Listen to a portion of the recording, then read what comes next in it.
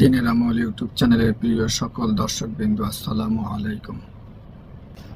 আজ আমি অত্যন্ত গুরুত্বপূর্ণ একটি আমলের কথা আপনাদের কাছে জানিয়ে দেওয়ার চেষ্টা করছি। যে আমলটি করলে আপনি আপনার ইচ্ছে মতো জান্নাতের 8টি দরজার যে কোনো দরজা দিয়েই আপনি আপনার ইচ্ছে মতো প্রবেশ করতে পারবেন, কেউ আপনাকে বাধা দেবে না। যারা আমার ভিডিওটি দেখছেন দয়া করে একটা লাইক দিন। ভিডিওটি না টেনে সম্পূর্ণ ভিডিওটি দেখুন, তাহলে ভালোভাবে বুঝতে পারবেন, আমল করতে পারবেন। ভাই, চ্যানেলটি সাবস্ক্রাইব করতে কিন্তু ভুলবেন না। যারা সাবস্ক্রাইব করছেন অসংখ্য ধন্যবাদ। এখন আমি মূল আলোচনা শুরু করছি। জান্নাতে প্রবেশের মূল শর্ত হলো আল্লাহকে খুশি করা। আর আল্লাহকে খুশি করার শ্রেষ্ঠ মাধ্যম হলো আল্লাহর ইবাদত করা। আল্লাহর ইবাদতের সর্বশ্রেষ্ঠ মাধ্যম হলো নামাজ। তাই তো নবী করিম সাল্লাল্লাহু আলাইহি ওয়াসাল্লাম বলেছেন, as-সালাতুল মিফতাহুল জান্নাত। সালাত হলো জান্নাতে প্রবেশের চাবি। যে ব্যক্তি উত্তম রূপে সালাত আদায় করতে পারল, সে জান্নাতের চাবি পেয়ে গেল। এখন কথা হলো, উত্তম রূপে সালাত আদায় করতে হলে উত্তম রূপে পবিত্রতা অর্জন করতে হবে।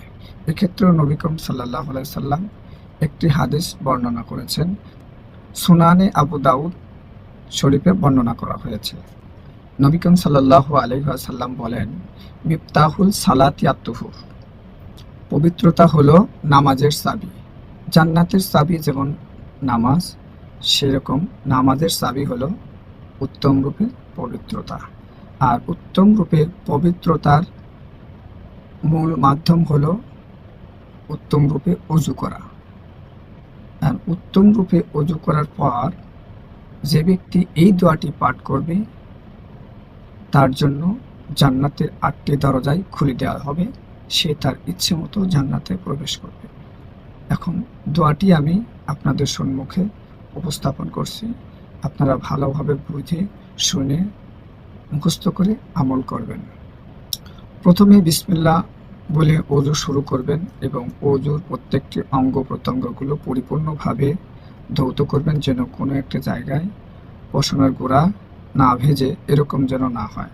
উত্তম রূপে ওযু করা হয়ে গেলে এরপরে দাঁড়িয়ে শাহাদত আঙ্গুলটি আকাশের দিকে খাড়া করে এই দোয়াটি পাঠ করবেন, আশহাদু আল্লা ইলাহা ইল্লাল্লাহু ওয়াহদাহু লা শারীকা লাহু ওয়া আশহাদু আন্না মুহাম্মাদান আবদুহু ওয়া রাসূলুহু। নবীর কথা কখনো মিথ্যা নয়। যদি আমরা মনে প্রাণে এগুলো বিশ্বাস করে আমল করি, মওতের পর আমরা অবশ্য জান্নাতে প্রবেশ করতে পারবো এবং আমরা আমাদের ইচ্ছে মতো যে কোনো 8টি দরজার যে কোনো দরজা দিয়ে জান্নাতে প্রবেশ করতে পারবো। প্রিয় দর্শক, ভিডিওটি যদি ভালো লেগে থাকে তাহলে অবশ্যই শেয়ার করুন, অন্য মুসলমানদেরকে জানানোর সুযোগ করে দিন। ভালো থাকুন। আসসালামু আলাইকুম।